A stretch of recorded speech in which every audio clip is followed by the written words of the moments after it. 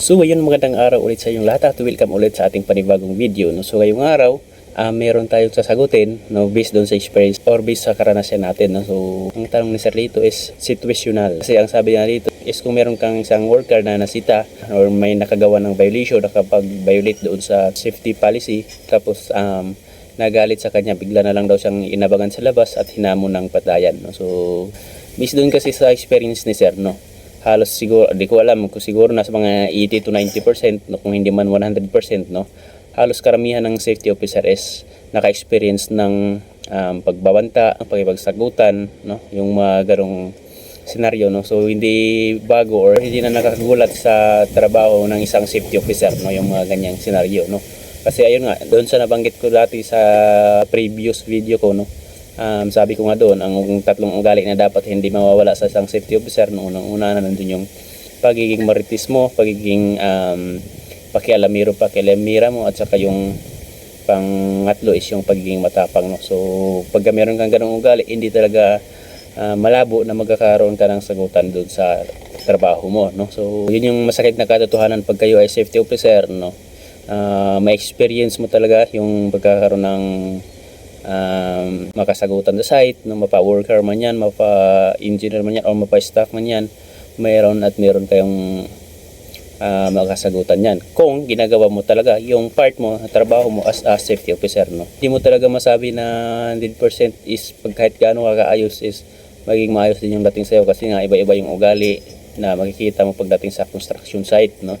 Meron talagang ma-offend yan, lalong-lalo na pagbibigay na ang violation or paninita dyan sa site, kasi minsan ang tingin nila sa safety officer ay kaaway or kalaban, no. So yun yung nasa mindset ng iba, kaya pag makakita sila ng safety officer, medyo na agad sa kanila, mainit na agad sa mata nila, no. So siguro more than 5 na beses na akong nakaranas ng makipagsagutan or makipaganuhan dyan sa site, no. So may worker, may foreman, may engineer, no, may mga ganun. Pero doon sa dumating sa point na pagbabanta, no, hindi naman ako binabantaan, pero may nakakasagutan ako na dumating sa point na sigawan kayo mo sa mismong site. Ngayon, sasagutin na natin kung ano daw bang gagawin bilang isang safety officer doon pagka dumating sa point na inabangan ka sa labas at hinamon ng patayan, no. So kung ako naman bilang safety officer, no, sa opinion ko, no, so depende rin naman sa mga safety officer na mga kasama ko, pero sa part ko, kung ako ang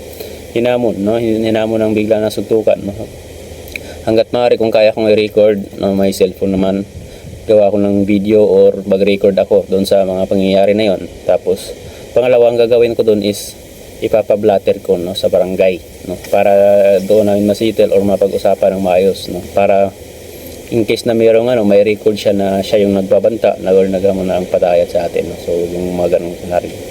Pero kasi pagka ako kasi nagsita, pinapaliwanag ko naman, kaso nga lang meron nga talagang hindi nakakaintindi, no, kasi nga hindi natin hawak naman yung pag-uugali ng mga tao, no. So meron talagang iba na mahirap umintindi, no, lalong-lalo na pag nasita natin or nabigyan ng violation, no. So yun yung mga natin. So meron talagang kahit anong paliwanag mo, may mainis or magagalit talaga sa'yo, no. After mo naman kasi mabigyan ng violation, no, ipapatawag yan, magkakaroon kayo ng committee, ang pag-usapan nyo, tapos hingiin mo yung side niya kung bakit siya nakagawa ng violation, no, na bakit na-violate na yung rules na yun.